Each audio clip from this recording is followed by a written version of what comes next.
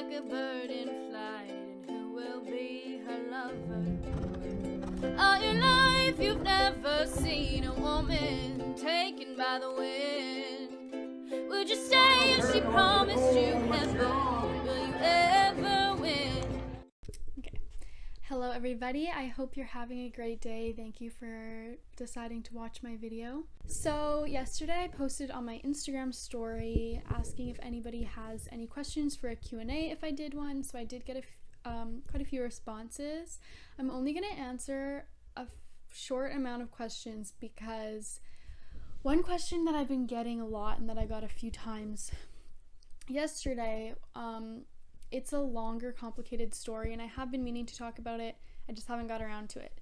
So we're going to start out with some easier questions, and then I'll leave that one for last.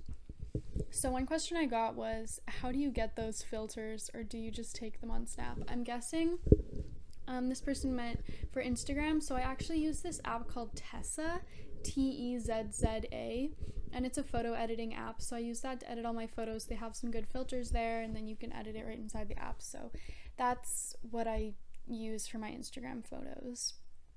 So someone asked, what are you planning on doing as a reproductive technician? So I actually just started my schooling yesterday. I'm going to be an equine reproduction technician. Once I'm done the course, I do plan on getting a job either as a working student or just an assistant for either a reproductive vet or just someone who has a breeding farm. So that's kind of my short-term goal. And then obviously long-term, I do plan on having my own breeding facility, but that's gonna be not for a while. So so how long did it take to teach your horse barrels? This is kind of a bit more of a complicated question because there's a lot of different phases to teaching barrels. So when I got my horse, she wasn't very well broke, so I did have to put time into training her. For patterning, I would say it really only took a couple, patterning a horse really doesn't take that long. I would say it only takes a couple months to pattern a horse, but the seasoning is what's really difficult. So it took my horse a couple months to be patterned at home where she could run the pattern fine, but taking your horse to a different place and having them run your pattern there nicely and consistently is where the challenge really comes in. So for my horse, it probably took about a year of seasoning, going to rodeos and barrel races before she was actually solid on the pattern. So I would say to get a solid barrel horse, it takes about a year or more. Yeah, I would say probably more for most horses. And I've heard that a horse is as solid it's gonna get after 3 years of barrel racing. I'm not sure if that's true, but it does seem true to me. I mean, 3 years into the barrel pattern, I would think that's about as good as your horse is gonna get unless there's other issues there. But yeah, so how long did it take to teach my horse barrels? All in all, about a year before she was extremely solid, no matter where I was taking her. And even then, things happen. One day, would you consider training a 2 to 3 year old barrel horse? So I'm not really sure if this person asked this personally, would I consider training your 2 to 3 year old barrel horse? I've trained a barrel horse. I would say the age is what really kind of gets me. So 2 to 3 years old, I wouldn't be patterning a horse at that age. 2 years old, I think for some horses it's okay to put some rides on as in their 2-year-old year. I'd say at the end of their 2-year-old year. Most horses need more time to mature, and I would not do any hard work on a 2-year-old. And so basically, if I was going to start a 2-year-old, I would just put a few rides on them, put them out until they're 3, then get them going and start patterning when they're 3. So yeah, 2 to 3, I would pattern. I do want to train barrel horses in my future. So yeah, I do want to train 2 to 3 year old barrel horses. So now I'm going to talk about the question that I've been getting a few times. So I had, what happened to Nintendo? And then someone else also asked, do you still have your other horse? So this is kind of a complicated story, and this really just goes to show you, like, this is a continuation of my luck in 2020. So, for anyone who doesn't know or haven't been following me for very long, I do have another horse. His name is Nintendo. He's a little bay quarter horse. He's Corona Cartel bred. So he is bred to run barrels. He is 6. He'll be 6 in spring. So I bought him November of last year, so I've had him for almost a year now. And when I bought him, he was supposed to be broke. Turns out he wasn't really well broke. He was quite bad, but he also had a hernia. This was something that I was aware of, so I'm not trying to bash anybody at all. He did have a hernia when I bought him, so I knew I would have to get that removed. So I didn't want to do any hard work with him before the hernia was removed. So I had him for a little while. I was letting him settle in, getting to know him a little bit before I got the surgery, and I did end up calling around and getting quotes in my area for how much the surgery would be to have done. So I got quoted crazy prices. $1,200 to $1,500 was what I was quoted.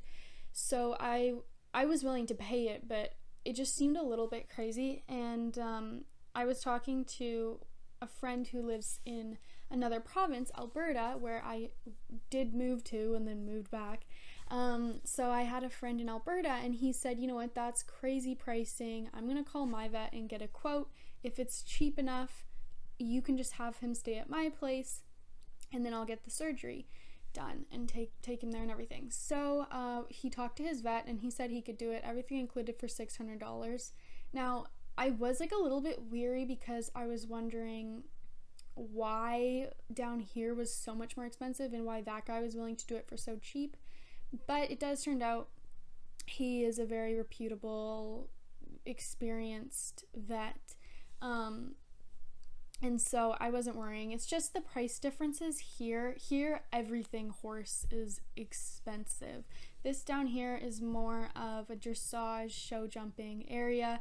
And up there in Alberta, it's more ranching and rodeo. And so things are a lot cheaper there. And everything in Alberta tends to be a little cheaper than here, even not in the horse industry. So I did end up sending him up there back in April, I think. So he went there in April, and he got the surgery, and he had a stall rest period, so he was on stall rest. He healed up awesome. The surgery went great, but when he was done the surgery and he was out in the field with other horses, he ended up, we don't really know exactly what happened, but basically, like, some accident, he was kicked, and he ended up chipping a bone in his leg. And so he got x-rays and everything to make sure that that's what it was. And again, the vet said, okay, he does need another surgery. So unfortunately, that was another roadblock. So he went back to the vet later on and got another surgery to remove the bone chip. That surgery actually went even better than they expected, super smooth and perfect. And so they told us it would be a full recovery, not have to worry about any lameness issues for that. So he went back home and he had another 2-week stall rest. So that went good, and he healed up, and he's completely sound and healthy and great. But my friend Jeffrey was going to ride him out on the ranch a bit before bringing him back here, and so he said, you know, I feel so bad about what happened, like, leave him here and I'll still ride him and get him really nice and ready for the barrel pattern when I bring him back down, because now, like, I've only had him, like, I haven't seen my horse for like over 6 months, so it's really sad for me, but I was really looking forward to him getting some ranch miles, because that's kind of what we talked about before. And so Jeffrey's like, yeah, I'll still ride him and stuff. So that was the plan. He was still going to ride him. And then I was moving to Alberta, so we were just going to keep him there. And then I would just start, like, bring him to where I was living, or just go and ride him at Jeffrey's place, because he lived pretty close by. So that was kind of our our plan. And then Jeffrey ended up breaking his leg in another horse-related incident. Did not have to do with Nintendo.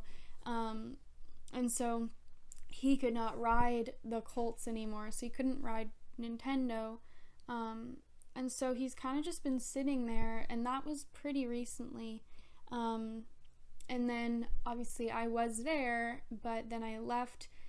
And so I'm not really sure what I'm going to do with him now, because I can just pay for him to be brought back down here, or I don't know. But Jeffrey is coming to teach a clinic down here, and so I'm hoping I might be able to get him to bring Nintendo down, and that'll be at the end of November. So I'm hoping maybe he can bring Nintendo back here, and then I can start working him again and getting him ready. Because of how things have been going for me in 2020, I might end up selling Nintendo, but we just have to kind of see how things go. I mean, it's just like, it's been one thing after another, you know. I feel like everybody has that one horse where it's just like so accident prone, like one thing after another, and that's Nintendo. Like, and it's just a lot. But so yeah, I'm not really sure, because also if I brought him back down here and I didn't sell him, I would have to bring both Nintendo and Dita back up to Alberta in March, and so it would be a lot. So I just have to see. I just have to see how it goes. But that's basically it on Nintendo. It's a bit of a frustrating situation for me, because there isn't much I can do here when he's all the way up there, and it's quite winter in Alberta already. And so he doesn't have an indoor where he lives, and so it's a little harder to exercise the horses as well. So if he can ride him there, then we would see about that. I don't know. I'll try to talk about Nintendo more, but it's just like this whole situation has been very stressful, and so it's not something that I've been really wanting to like dwell on and keep thinking about. I feel like when negative things happen, sometimes it's better to just keep going forward and not talk or think about it, because you know, I heard this lyric in a song the other day. It was like, you can look over your shoulder, but don't look for too long, or something. So anyways, that's why I haven't been talking about all of that, but I feel like it's been long enough where I've just accepted that it is what it is, and you know, the whole Alberta, like moving there and stuff. So yeah, that's also something I haven't been loving talking about lately. But yeah, if I do have Nintendo back here soon, then that would be really nice. And then I can get him going and then figure out what I want to do with him, if I want to sell him or if I want to keep him. Going to college, and when I do go to Alberta, I'll be super busy. And so I am a little bit like weary of whether or not I would be able to have both of them with me when I go to college, because this program, you have to take care of the mares and foals. Like, you have to do the breeding, and you know, breeding, like, mares are sometimes ready to be bred at the weekend. Like, they don't have a weekly schedule where they will for sure need to get bred on during the week, or they will for sure foal during the week during school hours, you know. And so we do have to do all the care for that, and so I'll be very, very busy at the school with the mares and stallions and foals there. And so having two other horses, it might be a little much. And so I am kind of, and because I did lose a lot of money on my little trip to Alberta that was supposed to be moving there, it's just like there's so many things, it's one thing after another. So I might end up selling him, although I'm really disappointed that I haven't been able to spend more time with him and get to know him and see what he might be capable of, because I do really like him as a horse. I think he's very athletic and he's bred good, but I might have to find him another home, but we'll see. You never know. So anyways, I'm sorry for dragging this on a long time, but I feel like it was kind of long overdue for me to talk about it, and I didn't even think about it until I saw all of the questions coming in. So if you would like to see another Q&A, leave me some questions. I do have some other videos that are coming out, but this has been fun. I didn't want to make it too long, which is why I only answered a few before this long one. But yeah, if So if you have any other videos you'd like to see, let me know. Like this video if you like it, leave me a comment, subscribe if you haven't already, and I'll see you guys next time. Happy riding.